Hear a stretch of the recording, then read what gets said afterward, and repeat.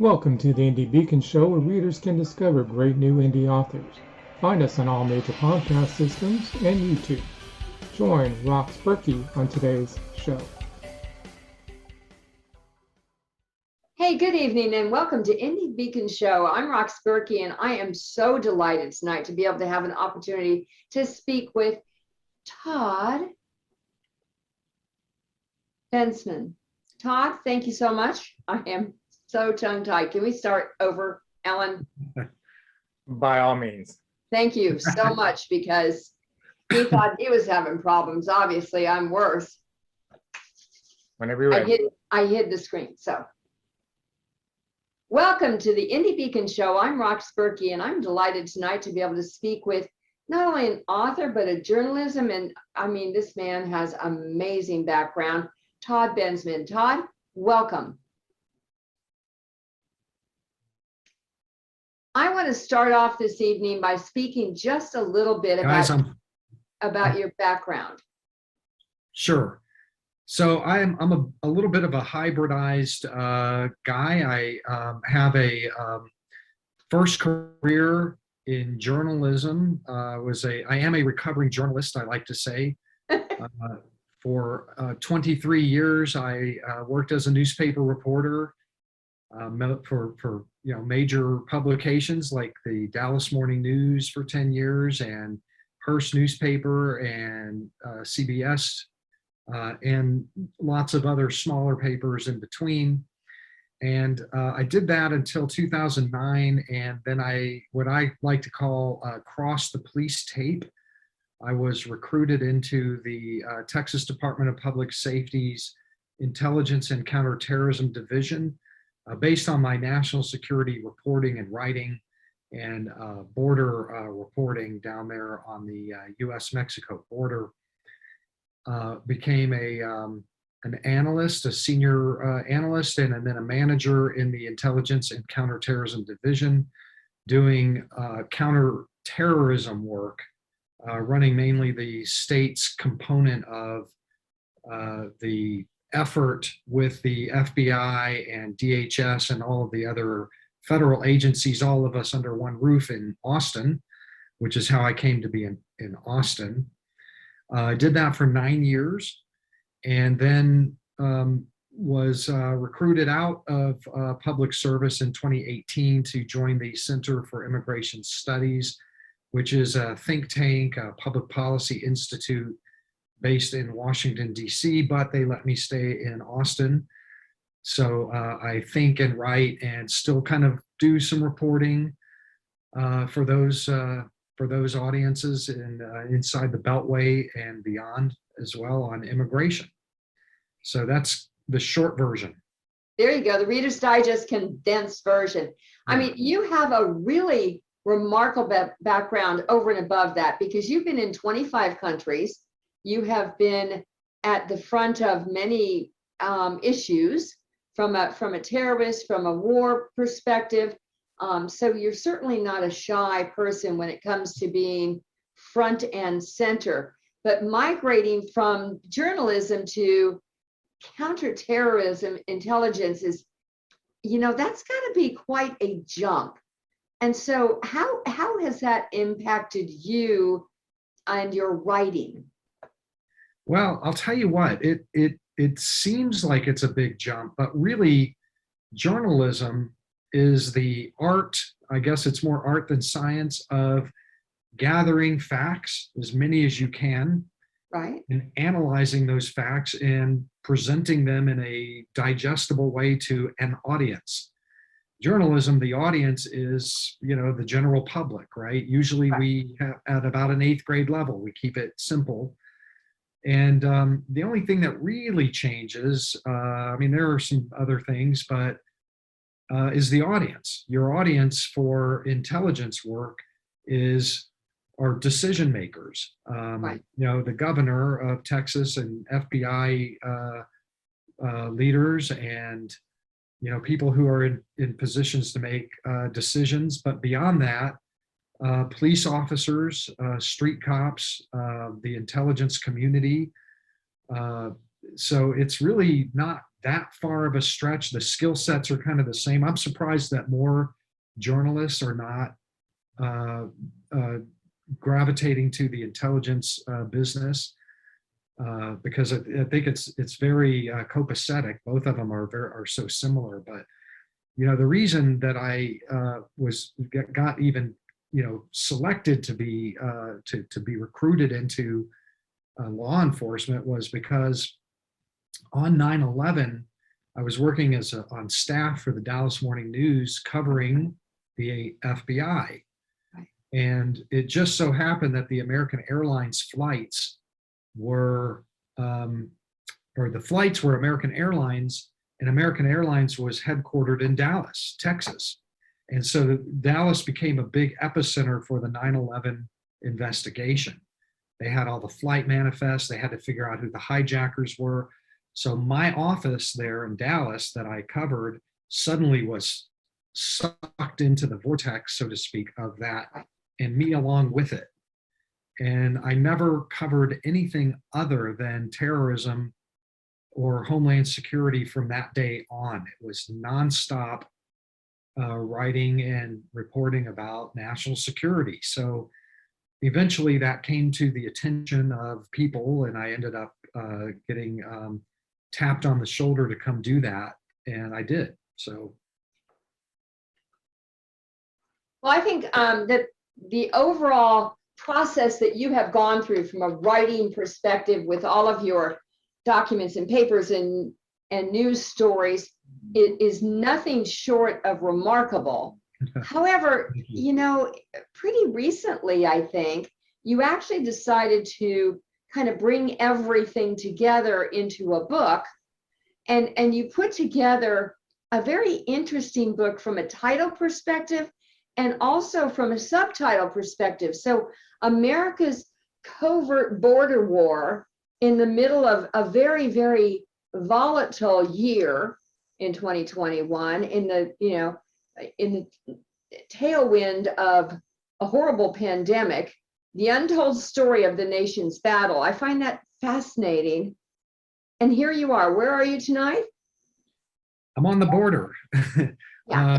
I'm in Del Rio, and I just have been among a very large throng of Haitian immigrants who have just crossed in and are pooling up in a really dramatic fashion just a few miles from my hotel. 10,500 of them now under the bridge. Wow. And so I just came from among them, and it's just remarkable what's going on. I mean, the one thing I got to say about my career choices is that there's just never a dull moment. It has really been interesting, getting to write fascinating, never-ending story, fascinating, never-endingly fascinating. Oh, there you go. So, it's remarkable to me, and I'm sure there are times when you have faced a lot of risk as well. Is that the case in the situation today that you're facing? I don't think so. I do a lot of personal risk management. I've got a lot of experience in different parts of the world, in different unstable and insecure environments. Right. And over the years, you sort of learn how to manage that, and how to behave, and when to pull the trigger on things. I wouldn't say that it's completely without risk. Right. I just try to mitigate it as much as possible. I tomorrow morning will go over to the Mexican side and spend the whole day there among the probably cartel operatives and the immigrants that are staging over on that side to come over to this side to get a different perspective and to get the angle and to get the intel on that. Well, there you go. So, I want to stop here and take a short break to hear from our sponsors, Todd. And then I want to come back and I want to talk a little bit more of how you decided to put this book together. So stick around. Okay, thank you. Marianne Fairmouth is a career consultant with 30 years experience in the national recruiting world, a multi-award-winning author in multi-genres, and a speaker that gives presentations to help you succeed. Her book, Revolutionary Recruiting, made the top 20 global list of recruiting books. Find her on Amazon, your favorite bookstore, or at fairmouth.com.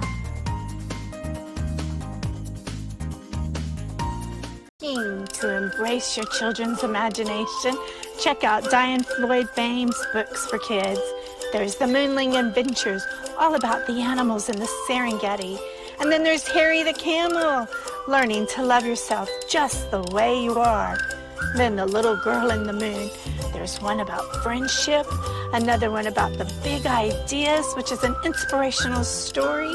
And then Tour Tycho Town, right there in Tycho Crater on the moon. All of Diane Floyd Bame's books are available at B4R Store. Hello, I am the author Denise Bryson. My first book is The Things That Cross My Mind, Inspirational Poetry with Life Lessons. And then my audio book is Love's Reality. And it is also inspirational poetry with a jazzy flair. And then my new book is The Sex, the Lies, and the Soul Ties. They're really short stories written from a poetic expression. And then I have my first children book series, the Blinky series, which the first book is called Meet the Coins, and it is both in English and Spanish. And then the new book From Coins to Bills. I am the author, Denise Bryson. Welcome to the Indie Beacon Show, where readers can discover great new indie authors. Find us on all major podcast systems and YouTube. Join Rox Burkey on today's show. Welcome back to the Indie Beacon Show. I am here tonight continuing in my conversation with Todd Bensman. And Todd, I know that you're busy tonight. I know that you're on the border, but I really want to talk a little bit about why you decided to kind of, go off your normal, I'm going to produce a white paper or a documentary or some kind of an intelligence presentation and write this book. I mean, what was the reasoning behind this? Because there's a lot of really good information in this book. It's scary. Well, the subject of the book, which is about, broadly speaking, the threat of people from terrorist countries, from Al-Qaeda, countries where Al-Qaeda is active, and ISIS coming over the southern border. That is a very taboo type of subject. It's contentious, it's controversial. But it's controversial in a strange way. It's contentious in a weird way, Okay. in that there are, I guess, audiences or constituencies rather that say it's not true. It doesn't happen. It's a false, like a kind of a canard or a scare tactic, and like a political wedge kind of issue that doesn't really exist. And so every time that it comes up in the public realm in some way, some fashion, this big fight breaks out between those who say, oh my God, terrorists could come across the border, and those who are like, that's just a complete lie, a fear-mongering lie. And it's usually kind of a partisan divide, like, liberal Democrats will say that's a complete lie, and right-wing Republican types will say, oh my God, this is a terrible thing. And so they clash every time somebody brings it up, and it's never resolved. It just keeps happening again and again. And so the last time that I saw it happen, I was out of my intelligence job in Texas, and it was Donald Trump trying to gin up financial funding, some support for building the wall. Right. And so there are these caravans were coming, and he said, well, there are terrorists that come across, and they're probably with those caravans. And it all started again, like, New York Times fact check, Washington Post fact check. Everybody was just saying, you're a liar, prove it. And it was at that moment that I decided to write the book, because that was sort of it, because I have unique history with the issue. Right. And I was also uniquely in a position to have had involvement in the issue and be free to write. And you never find the two elements happening at the same time, because intelligence people are, yeah, they're secret squirrels, right? They can't talk about what they do. Even if they could, they don't have the writing or reporting chops to do it, even if they wanted to, a lot of them. My involvement with it began when I was Hearst, working for Hearst newspapers as an investigative projects reporter back in 2007. Uh-huh. And there were rumors and rumors of rumors that Islamics, people from Islamic countries, Iraq, Iran, Afghanistan, that were coming over the border. Right. And I had heard about those rumors for a long time, but I was like everybody else. Everybody said it wasn't true. So I kind of blew it off. And one day I decided to just really not blow it off and to dig into it. And I started by calling immigration lawyers cold on the border, just cold calling immigrants as a reporter. Uh-huh. And I said, do you have any clients who came over the border from Islamic countries? And I probably talked to about 6 or 7 of them, and all of them, every one of them had a whole slate of people like that fit that description: Somalis and Iraqis and Pakistanis. And they all said, yeah, I've got 6 Pakistanis and 4 Bangladeshis and 3 Iraqis just yesterday. And finally, I was able to get one of them in front of me in Brownsville, Texas. I arranged with the lawyer, and when he was released from ICE custody, I was right there at the bus station where they dropped him off, and then he was mine for about 7 hours straight because I interviewed that poor guy, and was able to reverse engineer his journey and convince my newspaper to send me to Syria and Jordan and Guatemala, Nicaragua, and Mexico, tracing these routes and how these people were actually, it was true. And I published a 5-part series that won all sorts of awards, regular, National Press Club, Right. It wasn't crazy stuff. It was, there it is. I mean, it was what it was.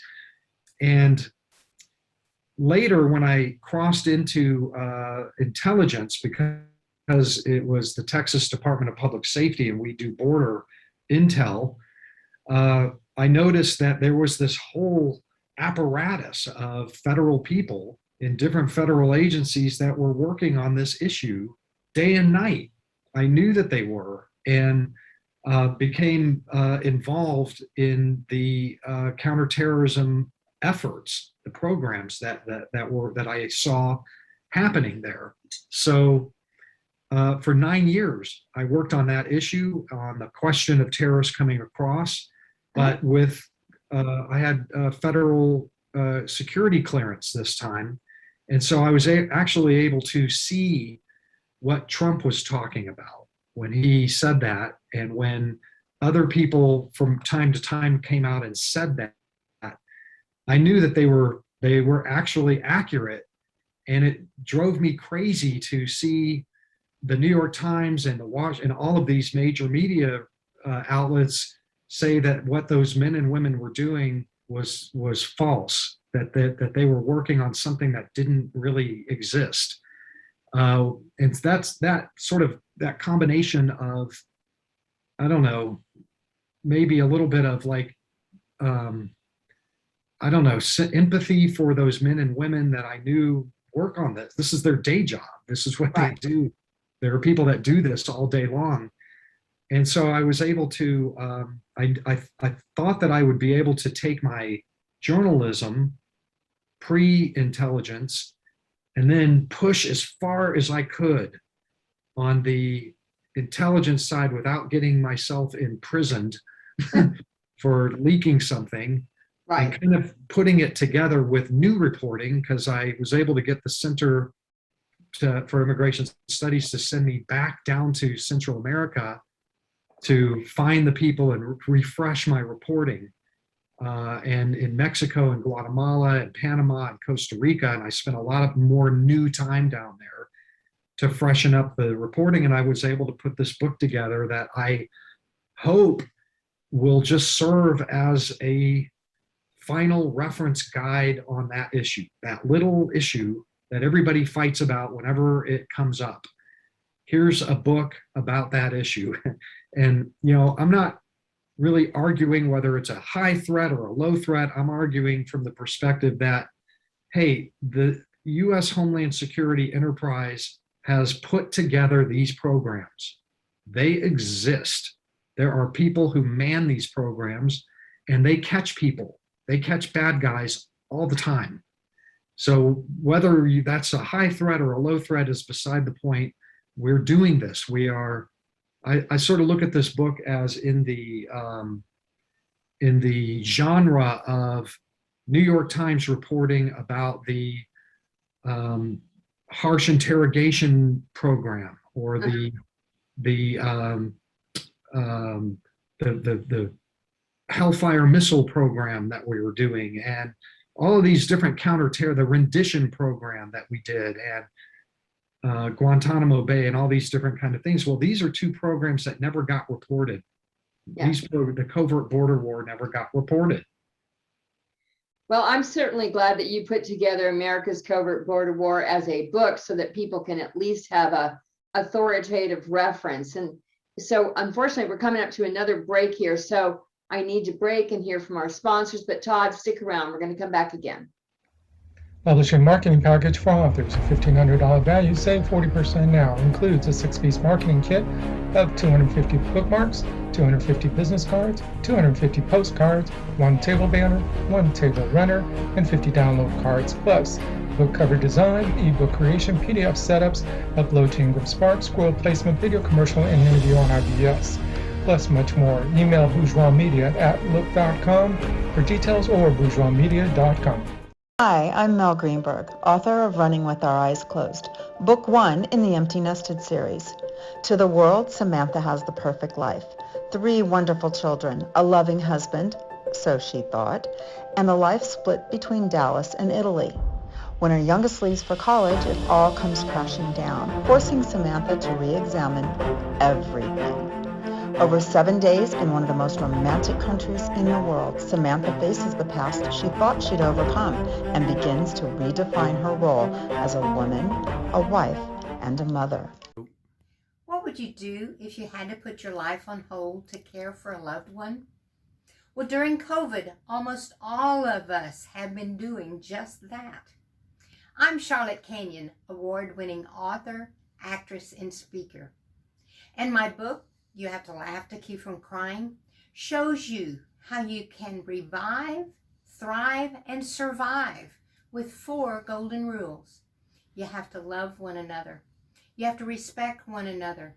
You have to have patience with one another. And most of all, you've got to forgive one another.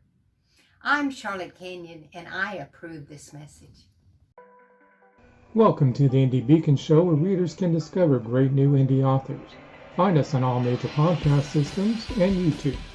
Join Rox Burkey on today's show. And Okay.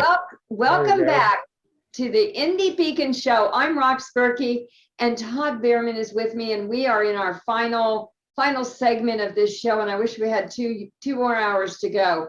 So Todd, I want to start out with your book, America's Covert Border War, The Untold Story of the Nation's Battle Against Terrorism.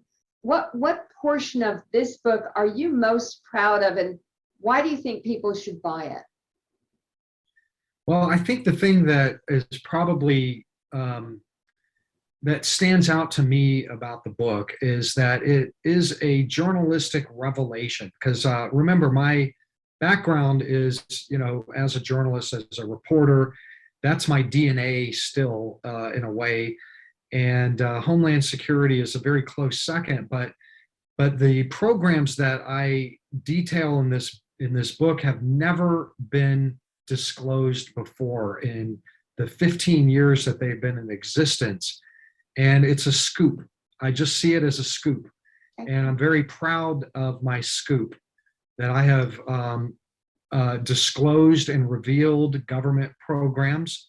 That's what journalists are supposed to do.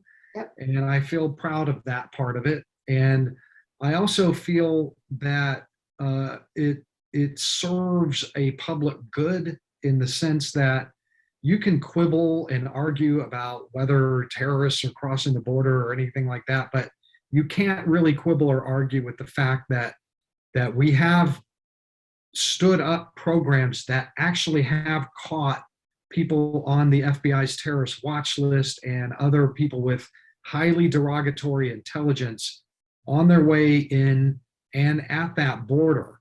Yep. Lots and lots of times, and that had to have prevented attack. Yep. And in a sense, this is a good news story about those programs. Finally, it's not about waterboarding or drone strikes that are killing, collateral damage of children, and Guantanamo Bay and all the controversy about that. I conclude in this book that, and I think it's a reasonable analysis, that these programs have prevented terror attack from the southern flank. And I also find that that there's an evaluation and an analysis of these programs that have never been done before either. And I find that they're kind of creaky. And yeah. And I think it should be part of a college reading curriculum. I think we need to extend this information to our young adults and let them know what's going on. So where can people purchase your book, Todd? Well, the book was published by Post Hill Press, Barnbadir Books imprint, and they have a deal with Simon & Schuster to distribute to bookstores. So it's in Barnes and Nobles and places like that. You can find it, and also just order it on all the usual ways, Amazon and Barnes and Noble, and really anywhere the books are sold, you can find a copy of this. It had a pretty small first printing, and it ran out of that, and so they're doing a second printing.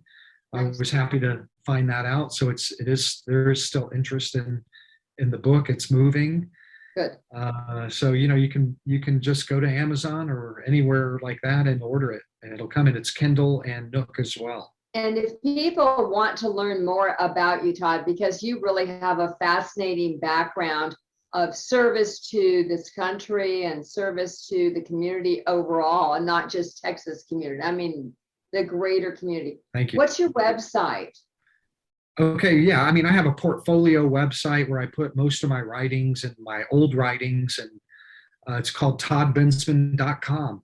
Kind of a unique name there. And then you can also find my work on CIS.org, Center for Immigration Studies, but really my central place where you can find all of my stuff in one place, not just for CIS, but I also still write for large publications about terrorism that doesn't involve immigration or the nexus, just counterterrorism and homeland security. And all of those stories are on my website too, as well as my background and all that good stuff. And your newsletter to sign up for, I was happy to see. So I think, I did awesome. One of those. Yep. So Todd, I wish you safe travels now that you're down at the border. I really look forward to talking with you again. I again wish we had 2 or 3 hours to go, but I want to thank you so much for your time this evening. And folks, Todd Benson, and he wrote America's Covert Border War, the untold story of the nation's battle against terrorism. So Todd, thank you. Thank you. Appreciate it. Thank you for watching or listening to the Indie Beacon Show, produced by Beyond Bourgeois for the Authors Marketing International LLC. Copyright 2021. Voiceover by Beyond Bourgeois.